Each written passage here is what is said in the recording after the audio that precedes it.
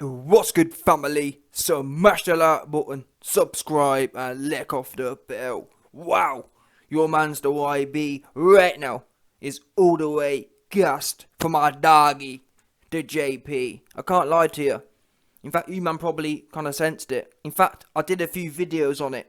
Yeah, I demanded that the JP bring the smoke, 100%. And I can't lie, in terms of my confidence, it was wavering in the JP. Even though, as you can see on your screen, eventually or ultimately, yeah, when I watched the episode 3 of the Showtime All Access and the JP said, I'm knocking this dude the F out. That's what made me think, you know what, I'm riding with my doggy. That passion he showed there. Now, we know sometimes people can gas the fans up before the fight and then flop anyway. But I thought, you know what, this kid, 4 fights in, if you can't back that kind of energy, what can you back? And 2-2s, what do we know? The JP goes in there, his energy was completely different. Yeah, him and Tyrone were doing a little bit too much clinching, but nonetheless, he weren't backing up all night. Yeah? He was throwing heavy leather from the jump. And he got a cut. And he got headbutted. And he got wrestled to the ground. And still he found that magical Listen, Jake Paul the real Deontay Wilder right now. That's a fact. Yeah? Deontay Wilder ain't never knocked no one out of that caliber. That's what we do know. Who he knocked out? Oops. Yeah? He ain't knocked no one out. Wilder ain't of that caliber. Wilder knocks bums out. The JP knocks out pound for pound #1 Hall of Fame legends. And by the way, in 10-ounce gloves. People don't realise in 4-ounce gloves, anyone can knock anyone out. In 10-ounce gloves, complete different ball game. Yeah? And no one knocked out TYRON Woodley in 10-ounce gloves before. Hit him smooth with one shot. And the thing is, to be honest, whilst I'm gassed for my doggy, the JP, who right now, in terms of boxing, as far as boxing goes, Jake Paul is the #2 boxer in the world, behind only Canelo Alvarez. No one else is doing nothing like him. I don't want to hear no more about it. No one's coming with a passion. No one's coming with a smoke. No one's coming with a one bang. And no one's coming in 4 fights, no amateur career, and putting on shows 2 weeks notice. I said before the fight, you know what, I don't even think he should really be taking this fight, given how hard the first one was. But for him to come in and have actually been able, and don't forget people, this wasn't a year later, this is 3 months later. For my doggy, the JP, yeah, to turn around that mentality from the first fight where he was kind of nervous and backing up the whole night, for him to make that flip and that switch in 3 months and do what he was supposed to do, it's unparalleled. It's never been done. Logan Paul, aka Choke Paul, said that Jake Paul is on a exponential trajectory. Whatever that word is, yeah, the up one. He uptrending right now. And it's exponential. And the facts are, people, the evidence we saw tonight, Logan Paul is absolutely correct. We've never seen an ascension like this. And I've got to be honest, technically speaking, tonight wasn't actually a great night. Whilst key elements for me tick boxes in terms of his mentality, he wasn't backing up. He was holding the centre of the ring. He was coming forward. But technically speaking, he's got still got massive gains to be had. For example, what I've always said. What did I say from this first fight with Woodley? I said, the first clean shot that lands, Woodley is going to sleep. That's what I said. Yeah? And it took in the end 2 fights to get it done, but that's what should have happened in the first few rounds. In the first 4 rounds of the first fight, that's how the fight should have ended. But it just shows you what having confidence in yourself can do. When you have confidence in yourself, it's a whole different game. Whole different game. He went from Jake Paul, yeah, my doggy, the JP, went from going life and death essentially, 50-50 with Woodley in the first fight, to icing the dude. Icing him. And like I was saying, this should have been done in the first fight. This should have been done earlier in the fight as well. And that's why one of my key elements is that Jake Paul needs to apply in his next fights. Which again, I'm never going to bet against him because he's making the gains. He's proven now he can make errors in the first fight and 3 months later come back and completely flip it. Yeah? Now, like I said, there were some key errors here. But the fact that he was able to find that shot despite the errors, it just sets up for an amazing launching pod for the future. Now again, he found that shot out of nowhere. But Jake Paul doesn't want to become a Deontay Wilder, if that makes sense. He wants to be able to in my opinion. Now, don't get me wrong, he was actually throwing some pretty heavy shots from the start, but again, for me, it's about consistency. We've seen Jake Paul catch people his whole career. What we haven't seen yet, and maybe it's high level skills, I'm not sure, but what we haven't really seen is Jake Paul really break someone down. I want to see the jab going. The jab really wasn't there all night, and especially against someone smaller, that jab, you've got to, in training or whatever, you've got to find a way to get the jab landing, because that's ultimately what follows. That's how you can build in the big shots. And and the thing is, people, I'm not talking about Jake Paul fighting YouTubers. I'm talking about this man competing with the very top in boxing, if that makes sense. Listen, I know for a fact Jake Paul will knock Nate Diaz out. He'll knock Masvidal out. He'll knock Tommy Fury out. He'll knock whoever else you want out of them, man. I'm not talking about them, man. I'm talking about Jake Paul now competing for world championships. Because guess what? No one in boxing ain't got no power. Oops, they ain't got no power. Yeah? They all scary and goofy looking, like Usyk as such. They just want to run around. They ain't trying to get stuck in. That's what they ain't trying to do. Yeah? So on that basis, I want to see Jake Paul in the future driving the jab forward. He's got a lovely jab, but it wasn't active enough. It wasn't doubled. It wasn't even singled. He was kind of just overloading as well. A lot of his combinations, the few combinations he did throw, you could tell he was rushing it and forcing it. And that's what happens when you're spending too much time clinching and kind of falling in, rather than, for example, when you walk a jab in, or when you double jab coming forward and then put something on the end, it's a lot easier then to find combinations. When you're just lunging in, and that's how it makes your work rushed. Everything comes off the jab. Get the jab going. Let's get that landing first. Don't worry about the uppercuts and the hooks. They'll come later on. Let's get the jab landing. Once you got that consistency from the jab, then we put the right hand on the end. Then we put the hooks on the end. And that's the combinations. The JP should be focusing on 3-punch combinations, jab, whatever, or 2 or 3 punch combinations the whole night, consistently. And when he puts that together, it's going to be a scary sight. Because guess what? He's scary anyway. He wasn't even throwing that many shots, and he still found it out of nowhere. So imagine when he's going in there and he's throwing 10, 15, 2 and 3 punch combinations per round. And trust me, when he's doing that, he's going to break down his competition a lot quicker. And in doing so, he would have found that shot a lot earlier, if that makes sense. Because when you've only thrown, I reckon that whole fight, them first 6 rounds here, my Darg the JP probably only actually threw, what would you say, 10 big shots, if that makes sense. And when I say 10 big shots, I don't mean the ones in the clinch. They don't count. I'm talking about proper range, proper shots that have a chance of knocking someone out. He probably only was positioned 10 times, maybe even less than that. And that's what I'm saying.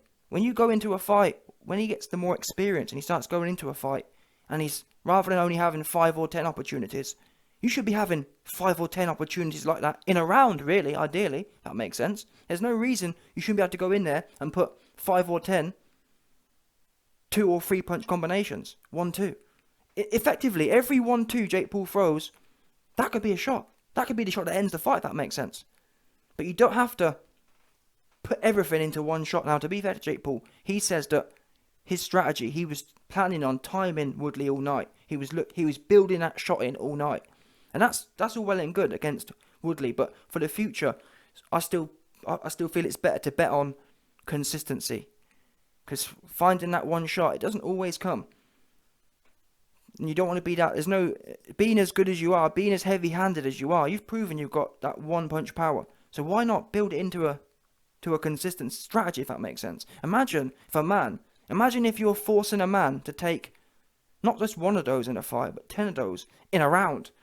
There's no reason you can't be swinging 1-2. Not so much energy, but just flicking it out, flicking the 1-2. And I'm not being funny. What do we know?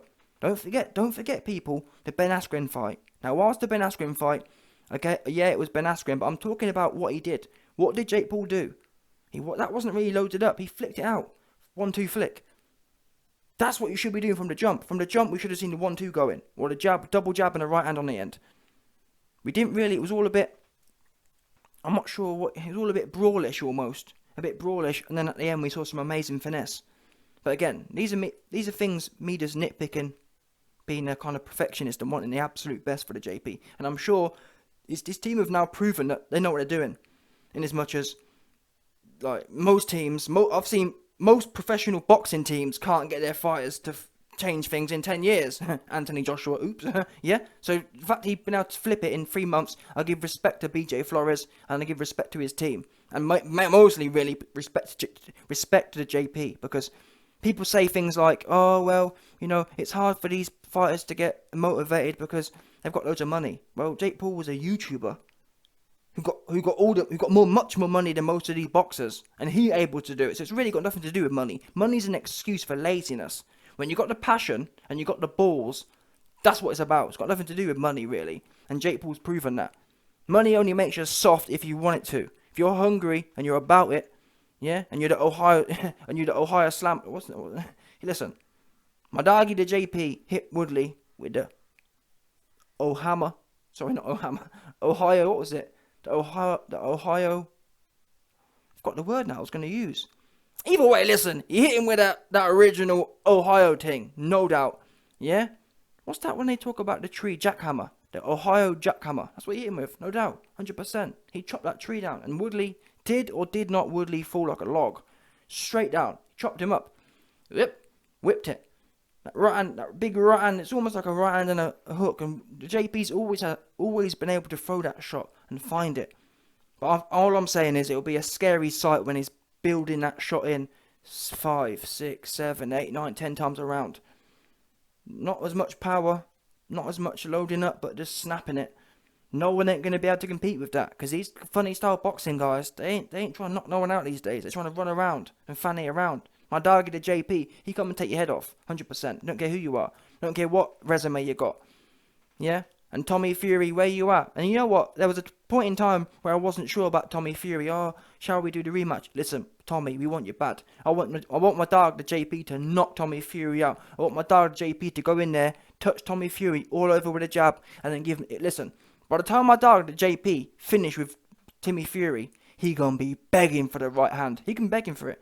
Yeah, 100%. I guarantee you, if Timmy Fury signs a contract, which he won't, because I'm telling you now, to be honest, actually, Timmy Fury needs to fight Woodley and prove he can beat him. I don't think he can. I'm sorry, I don't. And yeah, Woodley lost tonight, but still, I don't mean nothing. Did you see how Timmy Fury went 50-50 with Anthony Taylor? Anthony Taylor's like a 100 times worse version of Woodley. Woodley would knock Timmy Fury out. I want to see that fight. That's what Jake Paul should say. Timmy, if you want me to change your life, go and beat Woodley. Yeah? Otherwise, sling you up. We're moving on to some proper dons with some proper money. Yeah? Go and smoke some more of them UFC goofies. Masvidal and Nate Diaz. But honestly, man, I'm gassed for my Darg the JP. If anyone deserves it, it's him. He deserves it right now. He's put the work in. I mean, he had a hard fight, his first hard fight. Many people, even myself included to a point, I thought, because when he came after the fight in August, he said, I think I might retire and I'm not really feeling it. And that had me worried, because obviously it was his first time he got rocked, and that's sometimes how it goes. I've seen professional boxers get hit with one hard shot and they don't really want to know anymore in the sport. So it wouldn't be, for me, it wasn't a big shock to hear that a YouTuber has kind of found out how real the fight game is. Does he really want to be knocked out on international TV? But the fact he came back in 3 months and was due to fight Timmy Fury, which in terms of hype and difficulty is another level up, in 3 months, no one ain't doing that, people. They ain't. Who doing it? What, Javonta Tuck Davis? Who he fighting? Bums. Who doing it? Yeah? Who? Who in boxing is running game like this? Anthony Johnston. What's he doing? He might fight anyone, but he'll lose to anyone as well. He ain't bringing that kind of passion. He ain't snapping shots like that. Yeah? Not even a bit is he doing that. So I don't want to hear no more about, Jake Paul this, Jake Paul that. Jake Paul doing more than your best fighters doing. Apart from Alvarez, yeah? And to be honest, even Alvarez, Jake Paul, level for level, career for career, Alvarez had a massive 50-fight pro. And you know what? It's not about Alvarez. The point is, people, either way you look at it, Jake Paul doing something which is unprecedented. No one had that. That's the thing. No one had that kind of power. In the UFC, that guy who knocked Woodley out recently, he hit him with about 10 times with 4-ounce gloves. Jake Paul hit this dude, and the thing is, for me, yeah, what makes it more scary is the fact that there was no build-up. It wasn't the case yet that Jake Paul was really breaking down Woodley. Normally, KOs come when a fighter's been broken down. For example, Woodley got knocked out in his UFC career because he was out of gas himself. When a fighter's gassed, it's that you're much more susceptible to be knocked out. Guess what? Jake Paul was looking more gassed than Woodley. That's a fact. So the fact that Jake Paul was able to hit him with 10-ounce gloves on and ice this dude, this guy got natural God-gifted power. When he in a few more years, don't forget, people, his 5 fights, amateur and professional. Go to your local amateur gym, yeah, and show me an amateur with 5 fights who looking like that, who one banging people with 10-ounce gloves on. You ain't gonna find it anywhere. I don't believe. Anywhere you ain't gonna. We see professionals with 30 fights who can't do that. Oops, yeah. So let's not worry about that. What this dude doing ain't been done before. I don't care. And from now on, I'm not even gonna debate it. It's not debatable. Yeah, I don't want to hear that. Oh, Woodley was given a fight, and again, that was another thing. Woodley was given 500 grand to knock Jake Paul out. Who doing that? No, you man ain't got that kind of confidence. You ain't got that kind of swagger to go in there against them kind of odds. Paying your opponent, putting a bounty on your own head. Yeah? And in that 3rd round, when Woodley kind of split Jake Paul's head, and that's another thing. For the first time in his career, he had blood, a massive cut on his head, and blood draining into his eye. That was another key factor, he said, why he couldn't potentially use as many shots, because he wasn't able to see. So to come through them odds and still find that shot, man, who doing that? I've seen fighters get a cut and fall apart. Look at Hughie Fury. Hughie Fury got a cut and just flopped and flapped for the rest of the fight and fell apart and ended up gassed. I think did he get stopped? Either way. Yeah, that's what they do. That's what the Furies do when they get cut. They fall apart. In fact, Tyson Fury got cut by Otto Wallin and nearly lost. Oops. Yeah? He didn't knock no one out on the back of that. That's what he didn't do. So let's compare apples with apples. Whenever fighters get cut, that's game, set, and match. They'd be lucky to win the fight, never mind anything else. Jake Paul gets cut, knocks the guy out. Yeah? I don't care what no one says. This dude is a serious dude. Anyway, before I go, let me talk about some of the technical parts of the fight. So I wrote my notes here. Woodley was kept on clinging on, but to be fair, I'm going to give credit to both men. And that's another thing, to be fair. I need to give credit to Woodley. Woodley came in tonight on 2 weeks' notice. And that's why I'm not clowning Woodley, even though, to be honest, Woodley did get done. Woodley got done the same way as Nate did. Yeah? Mini Nate did exactly the same way. Head sleeping. But again, I'm not going to rub it in on Woodley because I give credit to Woodley. Woodley, unlike Timmy Fury, was prepared to go in there, and he gave it his best. Woodley's 40 years old. He's never going to change overnight. It was almost predictable Woodley was going to do the same thing. The question was, how was Jake Paul going to come back? There was a chance he was going to come in there and do what most fighters do these days and do the same thing again. If not worse, if not be more nervous because of how the first fight went. Jake Paul proved by getting this KO, he ain't playing no games, and he means what he says, which today, in 2021, so many fighters, look at Conor McTapper, says one thing, does another. Look at Anthony Johnson, says one thing, does another. Jake Paul, in 4 or 5 fights, doing what these pro guys can't do full stop. They're an embarrassment. That's the truth. And I'm so proud of Jake Paul in this era today, where it's so easy to be funny style, for him to rise above that and really, really deliver it and really feel it, the passion in his soul. Yeah? And like I said, I'm riding this guy. I've already been riding with him, but I'm 100%. Your man the YB is 100 with the JP right now. There's no doubt about that. Yeah? So yeah, Woodley was clinching a bit too much, but so was Jake Paul, to be honest. And I wish that, again, he's 5 fights in. So these things, these kind of skills that I'm talking about here, it takes years to learn these. Yeah? But I would like for Jake Paul to start, or to reduce the level of clinching and just tuck his arms in. A great fight to watch. If you want to see a fight to know what I'm talking about, watch Josh Taylor versus Regis Prograis. Again, This is the top level skills in boxing. Most boxers can't do this. Anthony Joshua can't do this. Don't do this. But rather than clinching, just tuck your elbows in, get your chin down, catch and count, catching, look what's coming, catch, nice and tight, and look what's coming and get counter off. I'm telling you now, when Jake Paul can start not clinching on the inside and catching and countering with some of them big heavy shots, not loading up but just snapping them, I'm telling you, it's going to be a scary sight. Another fighter who's great at doing this. Watch Alvarez. Nice tight, and that's another. To be fair to Jake Paul, I have to give him credit because I wrote down in my notes as well. Guess what? The way he came out tonight, I said earlier this week, I said, listen, Jake Paul in this rematch, I don't want to see him come out in that switch style guard. I don't want to see him with a low lead hand. I want to see him with a high guard and applying pressure. And guess what? He came out, guard was nice and tight, nice and narrow, and it served him well. Yeah, that gives you the confidence. When you've got a low lead hand, it limits your options. Very few people can come forward with a low lead hand. So the minute you got a low lead hand, you know you're at best going to be holding your feet. At best, you ain't going to be coming forward. No, so it's not the most offensive stance. Got to get your hands up and you've got to walk into the fire. That's where Jake Paul's going to be most dangerous, as we found out. Yeah, because you can't really get them big shots off coming backwards. You want to apply pressure and start putting shots together. Again, just like Alvarez. Alvarez comes forward and gets his shots off.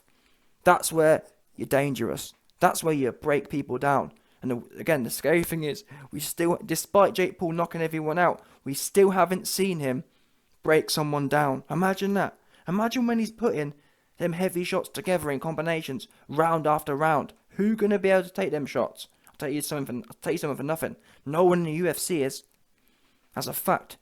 Usman or not, I'm telling you now, Jake Paul will knock Usman out in boxing. I'm just telling you what it is. You can be mad, you can be sour. Tell your man to get away. You know what I mean? Tell your man to run it. How about that? Stop talking. Let's run it.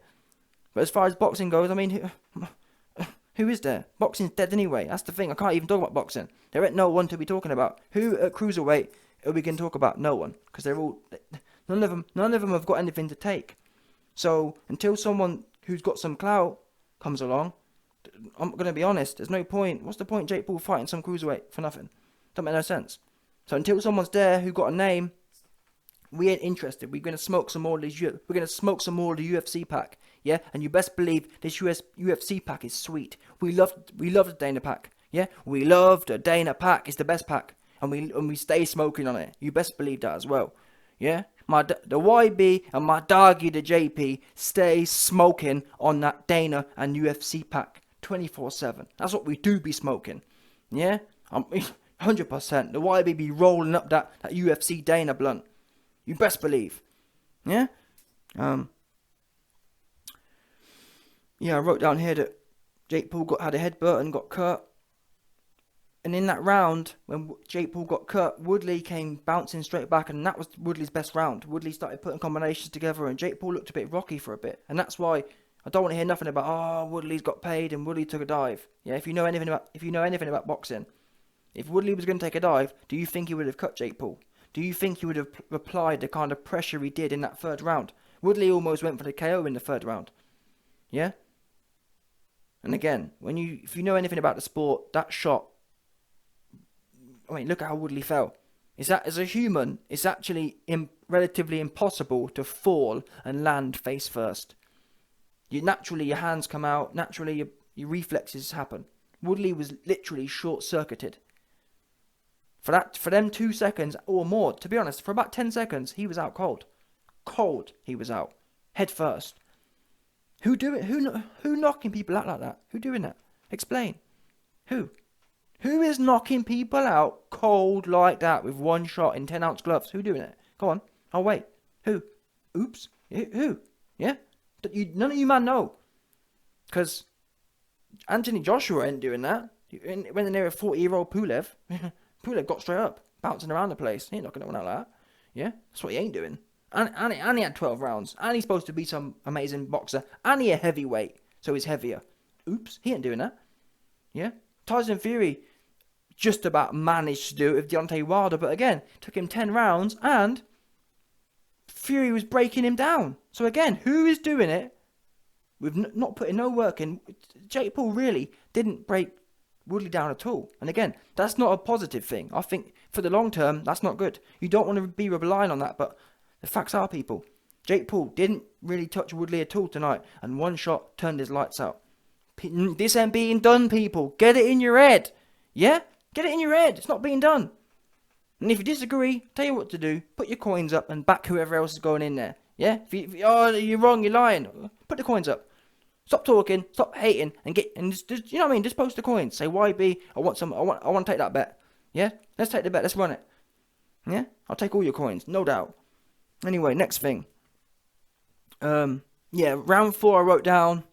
It was a bit of a hug fest, and again, I've already said that Jake Paul needs to cut the hugging out. That for me just, he doesn't need to be doing that. Hugging is, if I was training, if I train a fighter, yeah, clinching is used as a last resort. Only clinch someone if you're desperate. Clinching should be used sparingly, because it's not entertaining and it's not benefiting no one. It's wasting time. Yeah, you should, number one, you should only clinch if you're knackered. If you need a rest, clinch. Yeah, but again, you shouldn't be needing rests in the first half of the fight. And if you need a rest in the first half of the fight, you best look at your conditioning. I do think Jake Paul needs to potentially look at his conditioning, to be fair as well. I do think that might be a bit of an issue, but either way, I mean, 4 fights in, people don't appreciate 4 fights in doing 8-round fights. Never been done before.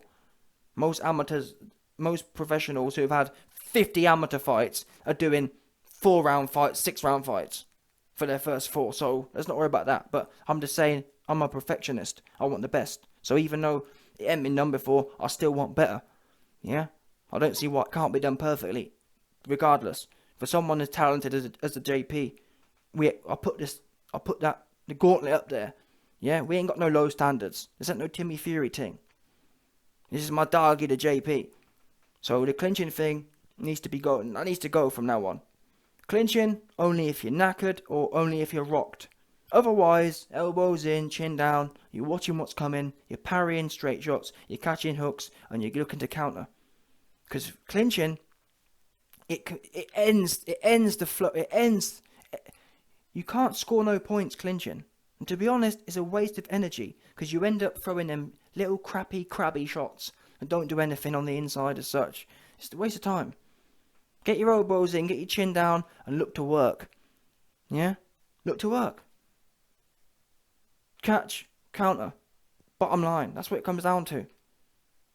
That's where that's where you put money in the bank. That's where you break your opponent down. When you're falling in there all the time and clinching, it's not good for the fans. It's not good for you either. You're just wasting time. Precious, valuable time at that.